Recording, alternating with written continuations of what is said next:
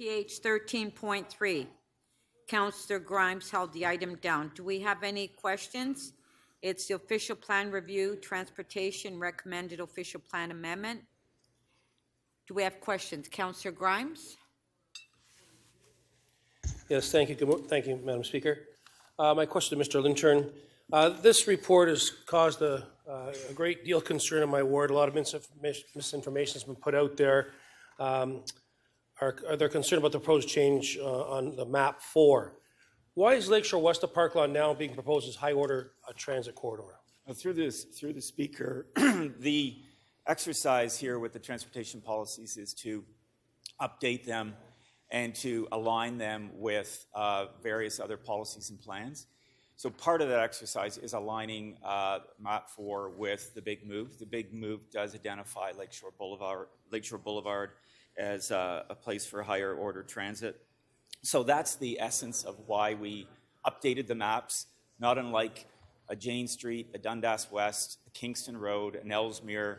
It belongs in that family of possible or potential future transit improvements. So the official plan's updated every 5 years. So why do we have to make the change now?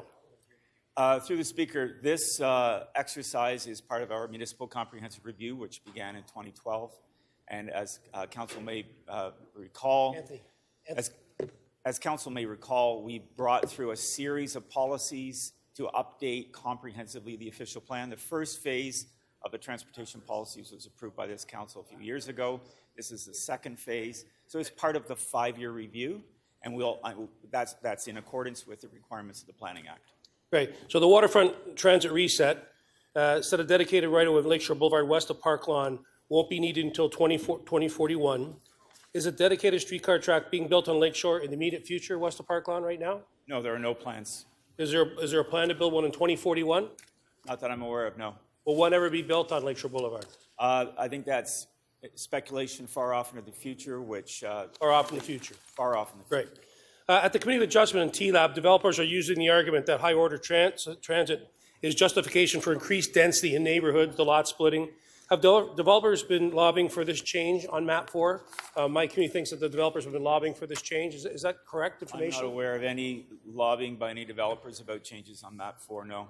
Will this change in the plan allow for increased densities along Lakeshore Boulevard?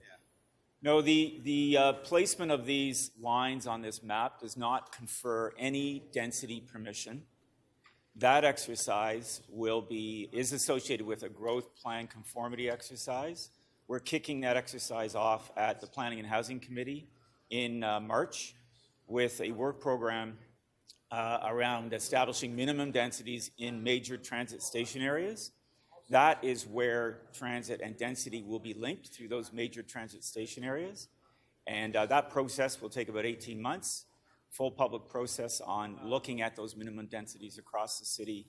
Again, associated with stations. Currently, there are only 2 stations in proximity to Lakeshore Boulevard. One is at the Mimico GO station, and the other one is at the Long Branch GO station. Right. So my last question, will this change allow for more lot splitting in Long Branch?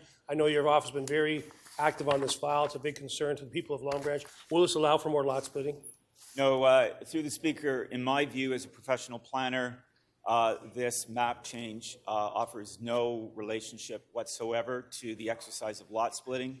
Lot splitting is governed by the policies of the official plan and our neighborhood policies specifically. And I know you had a meeting with my constituents the other day. Thank you for that. So in the supplementary report, you've kind of addressed some of their issues that they brought up to you personally the other day, correct? It's in the supplementary report? Yes, through the Speaker, I thought it was important to sit with the residents and hear their specific concerns.